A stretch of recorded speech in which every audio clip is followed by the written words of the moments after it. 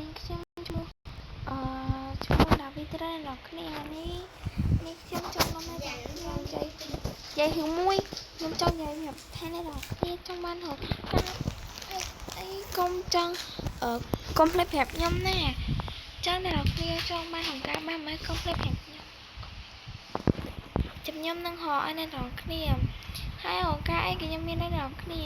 មានតាំងរកការបែងចែកអ្នកគ្នាទៀតសំខាន់អ្នកគ្នាចង់បានរកការបែកshootអីចឹងកុំភ្លេចប្រាប់ខ្ញុំបានអ្នកគ្នាទៅរកការទៅពីស្អាតខ្លួនមែនតើអ្នកគ្នាជិះដល់ថ្ងៃកូនកន្លងកាយអ្នកគ្នាកុំភ្លេចតែខ្ញុំនឹងឲ្យ ID ទៅអ្នកទាំងអស់គ្នាហើយសម្រាប់ ID របស់ខ្ញុំនេះគឺជា ID ប្រភេទលយអញ្ចឹងណាចង់អ្នកគ្នាចង់បាន ID មិនក៏បានដែរអ្នកគ្នា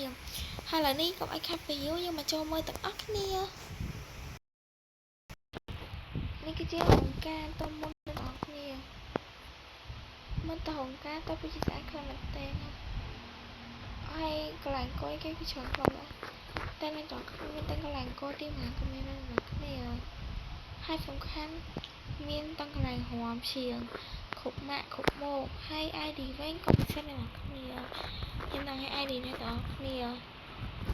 កុំភ្លេចគ្រប់យ៉ាងនេះគឺជាកន្លែងឈៀងបំឆាករបស់យើងអីអញ្ចឹងណា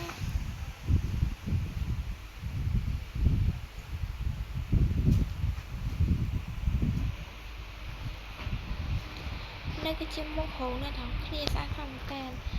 តាមមកពីចម្ងាយទៅគឺរហងការពិតហ្មងអ្នកទាំងគ្នា